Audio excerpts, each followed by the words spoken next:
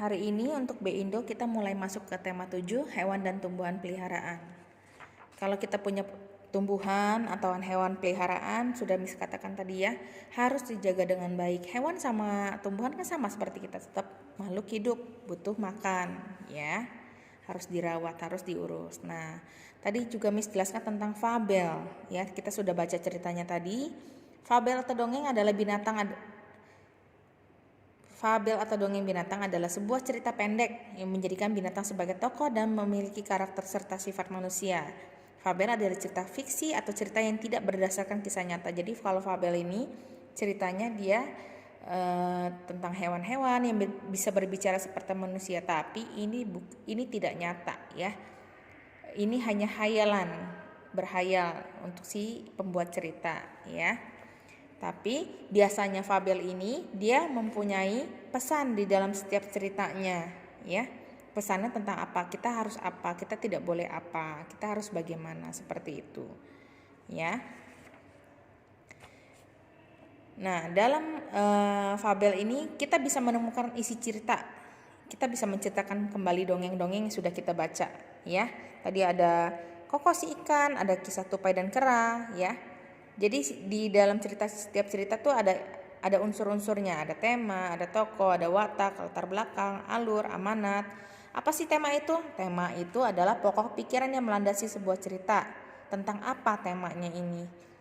Tokoh adalah pelaku yang berperan dalam cerita. Siapa aja yang ada di dalam cerita itu? Watak adalah sifat yang dimiliki tokoh dalam cerita. Jadi sifatnya hewan-hewan yang ada di dalam cerita itu sifatnya bagaimana? Baikkah, penyabar, atau apa? Latar adalah keterangan yang mengacu waktu, tempat, atau suasana cerita. Jadi latar ini tempatnya di mana? Di sungai atau di hutan. Terus waktunya kapan? Pagi, siang, sore, malam. Suasananya bagaimana? Sepi, ramai? Alur adalah rangkaian peristiwa yang bangun cerita. Jadi alur ini cerita dari awalnya seperti apa sampai akhir, itu namanya alur. Amanat adalah pesan yang terkandung dalam cerita. Nah, ini yang Miss bilang, dalam setiap cerita pasti ada pesan yang bisa kita ambil ya. Tadi kita juga sudah membuat penggalan kalimat dari yang sudah latihan ini. Kita sudah mengerjakan. Nah, sekarang kita ke kata sapaan ya. Menirukan kata sapaan. Tadi sudah Miss kasih contoh. Kalau kata sapaan ini dia menggunakan untuk menyapa atau menegur lawan bicara ya. Biasanya berbahasa yang santun, dan berbahasa santun itu tidak hanya dengan orang tua kita.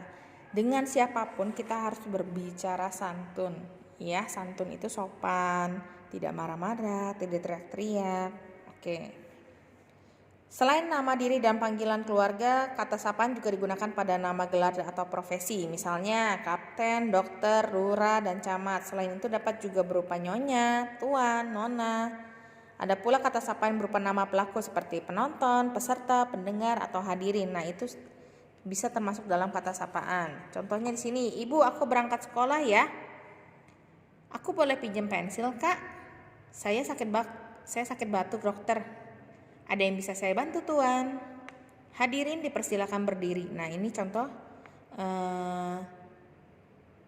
kata-kata sapaan, kalimat sapaan. Nah, tadi kita mengerjakan tugas ini ya. Sudah selesai semua ya. Thank you.